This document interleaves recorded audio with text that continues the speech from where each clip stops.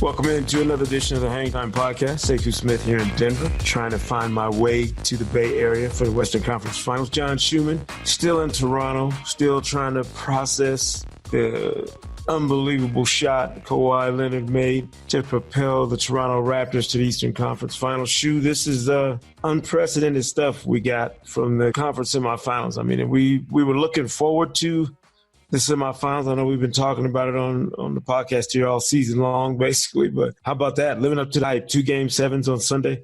CJ McCollum going nuclear to rally the Portland Trail Blazers from 17 down to beat the Nuggets.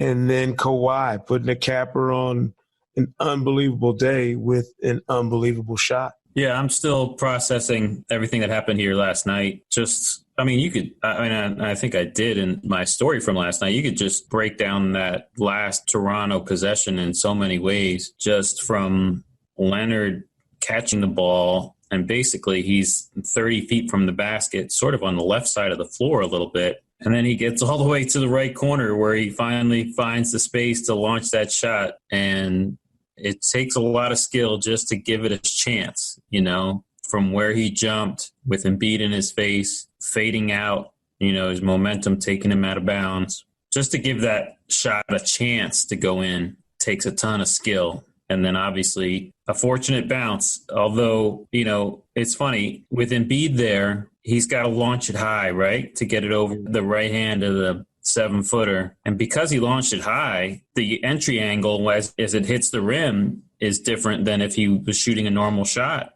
And maybe it's because he launched it high that the bounce kept the ball in the cylinder, basically. And, 4 bounces later, it dropped in. I was struck, Shu, by Ben Simmons on that play. He got screened off by Embiid. Right. He got screened off by his own player and then kind of just stood there. And I was like, well, Embiid, he was on Leonard's hip. And right. Leonard caught the ball and then spun away towards the right side, and he's 30 feet from the basket, and Simmons is right on his hip. Embiid leaves Siakam, and instead of it being a double team because Embiid cut off Leonard and sort of made him change direction, he cut off Simmons and made him break his stride, and that basically takes Simmons out of the play. I don't fault Simmons at all. I just was saying really. They had an opportunity to have 2 guys maybe contesting that shot and ended up with just 1. Yeah, because Embiid didn't basically get in front of Leonard. He just sort of took over the escort and escorted him towards the corner, and the rest is history. It was shot number 39. He said he didn't want to leave any shots in his mind. I got no problem. It's a Game 7 to get to the conference finals. I got no problem with him letting fly. If nobody else wants to take those shots, he's got to take them. At the Sixers defense, they were great. Both defenses were terrific. Like some people say, it wasn't a very good basketball game because there was a lot of missed shots. I thought the defenses were fantastic. The Raptors especially. In the first quarter, their rotations were on point. They complete the Redick dribble handoffs, and whoever was guarding the hand, mostly Embiid, peeled off to cut Redick off and keep him from getting open. But then they rotated back to Embiid really well, cut him off, and then everybody else was in rotation. They were just on point. And then there was a 3-possession sequence for Philadelphia in the fourth quarter where the game was tied at the start of that sequence. And it was almost essentially 3 24-second violations in a row. The first one was a 24-second shot clock violation with Butler holding the ball in the corner with Siakam in his shirt. The second one was launching an impossible shot at the shot clock buzzer. Third one was Kyle Lowry stripping Embiid after I think Harris got trapped. And then his only escape valve was Embiid with like 2 or 3 seconds on the shot clock. And Lowry met the ball and stripped Embiid and led to a fast break. Credit Toronto's defense. And then even with all that, Leonard left the door open, free throw, and the Sixers took advantage with Jimmy Butler on the break to tie it for that shot. Tell me what it was like you being in that building, though. And we'll get to Nuggets Blazers game in a minute. Literally, there was a point, in the fourth quarter where it seemed like a breath. And I'm wondering if the action was that it's in Toronto. It certainly looked like it, but just where you realizing how big a deal that game is. The players on the floor recognize how each possession is life or death, basically, in that game. Was there that tension in the building, Shu, where it just felt like everybody was dry mouth and struggling to catch their breath as that game was going on? Absolutely. I mean, there's been plenty of Raptors playoff angsts over the years. And what's great is that the guy who knows that angst more than anybody, Kyle Lowry, was really who saved them when things really started to go downhill in the third quarter. They went from up 9 to down 7 with a 16-0 Philly run. And then Lowry got 2 offensive rebounds on the same possession that led to a Leonard 3 that got them back into it. And then there was a fast break. Well, he had a fast break score over Embiid, the really tough layup in that sequence. And then there was a fast break where Embiid blocked a Fred VanVleet shot and Simmons got the rebound and Lowry just took the ball away and then dropped the ball off behind his back for an Ibaka bucket. That was just a huge, huge sequence. And then we get to the fourth, and it's tied with 5 minutes, I think, tied with like 3.5 minutes after a Redick 3-point play. I mean, that's all you can ask for, really. Like, you live for these moments. You know, they only come around once a year. You know, Game 7, tie game, 3.5 minutes on the clock. Both teams, you know, went all in on this season, so one of them is going to be extremely disappointed. And you could see it. I mean, heck, Joel Embiid broke down in tears literally seconds after the buzzer, after the shot dropped. That was unbelievable. I mean, yeah, that tells you how tense a moment it was. And then Kawhi Leonard just screaming when, you know, like he's mobbed by his teammates. I mean, like, just to let out that kind of emotion from that guy just tells you, like, you know, those 2 pieces of emotion right there just tells you how tense of a moment it was. And for me personally, it's one of those, man, I love my job moments. You know, never take for granted that you're getting paid to be there and witness that. And, you know, hopefully we do a good enough job describing it and chronicling it and analyzing it in the wake of it where you earned your keep. But it's definitely one of those moments where you're like, man, this is great. This is what it's all about. Special stuff. The Raptors now get an opportunity to lock up with Milwaukee. The Bucks have had a little rest here. Number 1 seed, though, obviously, in the entire playoffs, and certainly in the East. What does the matchup look like to you, Shu, in the Eastern Conference Finals? You and Steve Ashburner will be on site for NBA.com. Is this another long series that these guys need to be gearing up for? That's a good question. I mean, Milwaukee has looked so good. Obviously, they've had the 2 easier opponents than Toronto. Mm-hmm. It's Kawhi Leonard versus Giannis Antetokounmpo. I mean, he can't ask for anything better than that, really. I think it's another series where Toronto's bigs are going to have to make shots because the Bucks, like the Sixers, want to keep their bigs in the paint. You know, Joel Embiid was not coming out of the paint in this series. Yeah. Brook Lopez is going to do the same. Even when the Bucks play small, they're going to try to protect the paint and let the guys like Siakam, Gasol, Ibaka shoot jumpers. It was interesting. I was looking at the regular season matchup. Both Leonard and Antetokounmpo missed, I think, the first meeting between these 2 teams. So they played 3 games with both the stars. The Bucks won 2 of those 3 games. Mm-hmm.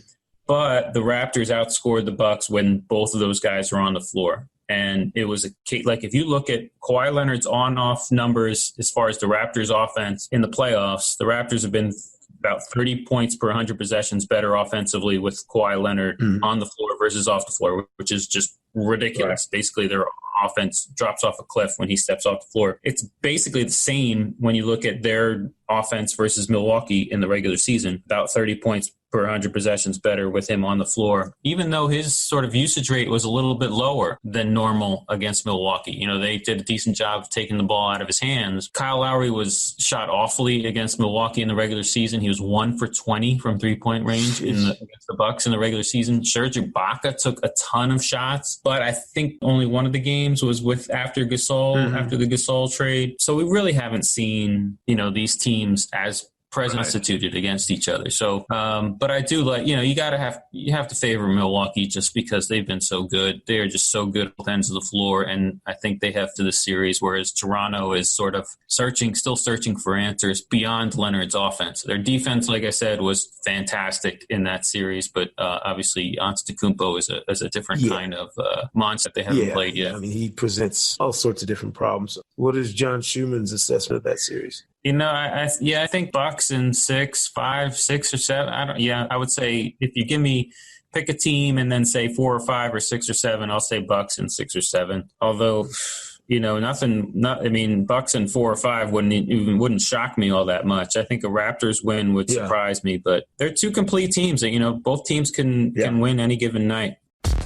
We knew we were headed for some compelling matchups on the East side, no matter who it was. And I think we got exactly what we were expecting. I would argue that the Portland Trailblazers making the Western Conference Finals was not what everybody expected. And I'm here to tell you, Shoot, people are sleeping on C.J. McCollum. And I'm not talking about you or myself or other people, but there are a lot of people who I don't think they understand just how good a creator of his own offense. He has games where his dribble penetration to make shots and to create his shots for himself doesn't pan out the way you want it to. But when it does, in the way that it did in Game 7 against the Nuggets, it's a throwback performance to watch him knock down shots. And he hit his biggest one with about 11 and a half seconds to go, where he gets in the lane and kind of bumps his defender off and pulls up and nails a shot that basically gives them the cushion they need to come back from 17 down. He had 22 points after halftime, Shoot, where he was just all over the place. He had a great chase down block on Jamal Murray, and he literally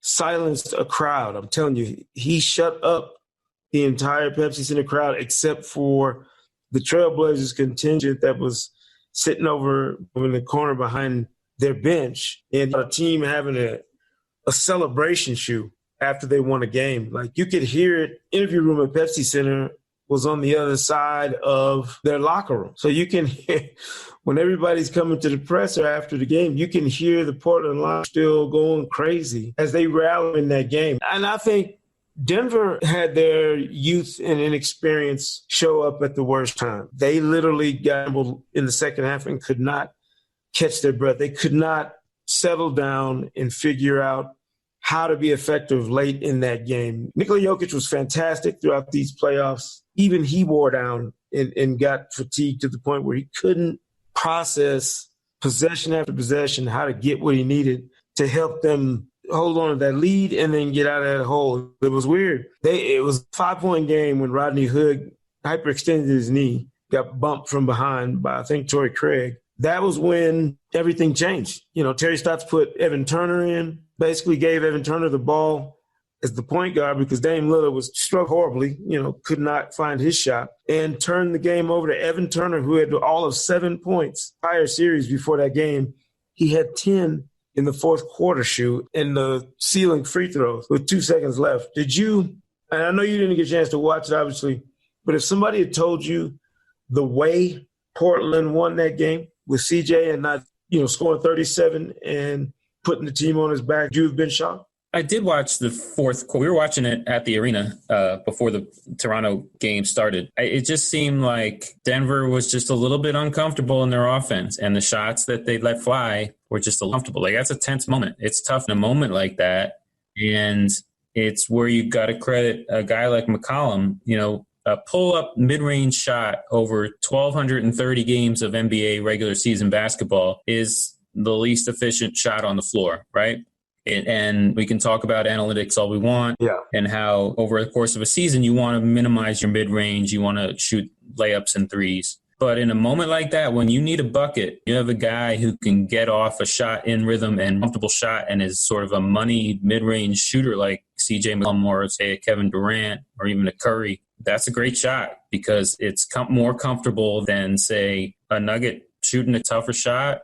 Heck, we can go back to the Houston series and wonder if James Harden was just a little bit more willing to shoot from mid-range, if that's the space that you get. And that's the shot that defenses still give up, even in a moment like that. And if you have a guy in in that spot, shooting a little step back in rhythm, 18-footer or 17-footer, then that's not, like, it's, you got to take what you can get in those moments. And McCollum certainly did that. I think Lillard did hit a big shot also in that sequence. And, credit to those two guys. They don't seem to, like, for me, like, I know, like, you check playing pickup game, game point, you get a little, and like, but for those guys to play that way in an NBA conference semifinals, Game 7, fourth quarter, close game, to sort of not let that moment overtake them, that takes some, takes a lot of internal fortitude, I guess is the word. Both of them. They never get rattled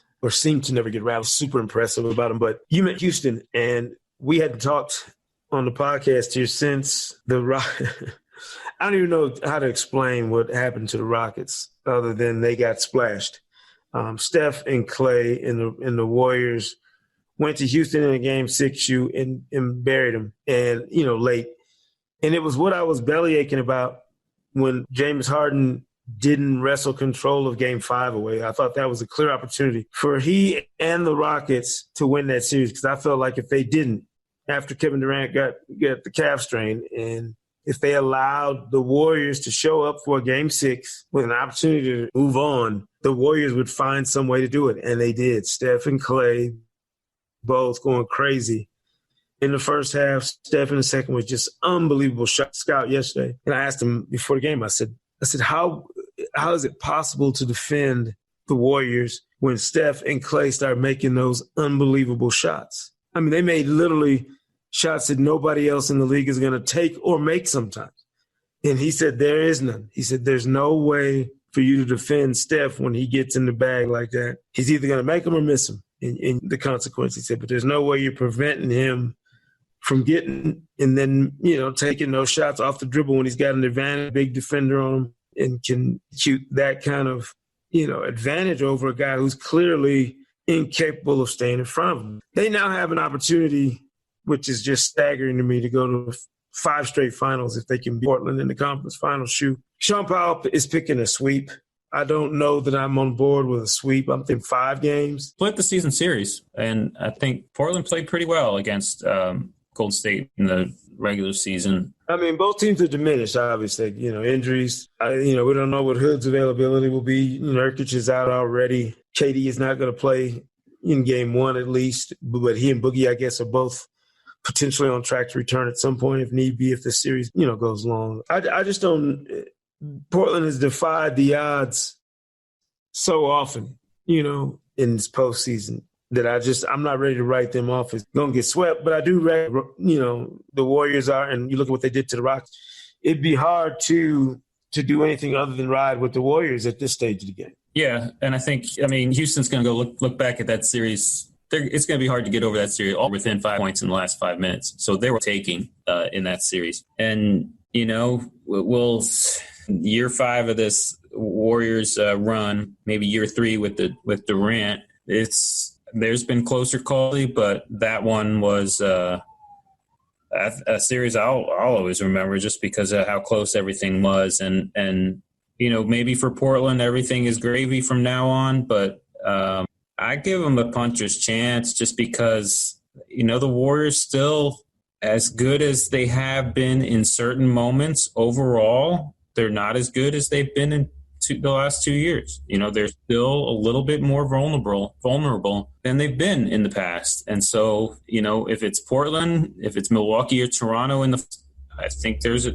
still a chance that this team doesn't complete this run. I don't know what what percentage chance that is, but heck, honestly, Milwaukee has been the best team, was the best team in the league in the regular season, has been the best team through the first 2 rounds of the playoffs. And if we get to that in the finals, I don't know if I'm picking the Warriors, but we'll see what happens over the next 2 weeks and where we are at that point. But yeah, I think there's still, even though they got through what men thought was the biggest threat, I still think they have a lot of work to do to finish the job. Yeah. Eastern Conference Final shoe in Milwaukee on TNT at 8:30 Eastern. Bucks and the Raptors going at it. Western Conference Finals Tuesday night on ESPN at 9. We'll break down what we see in those games next time on the Hang Time podcast here. One last thing I'm curious about, and it'll be the talk of the basketball world until we get the tip-off of another game. But what do you do if you're all these teams who are 9 wounds from this season? I mean, Philly has a ton of decisions to make.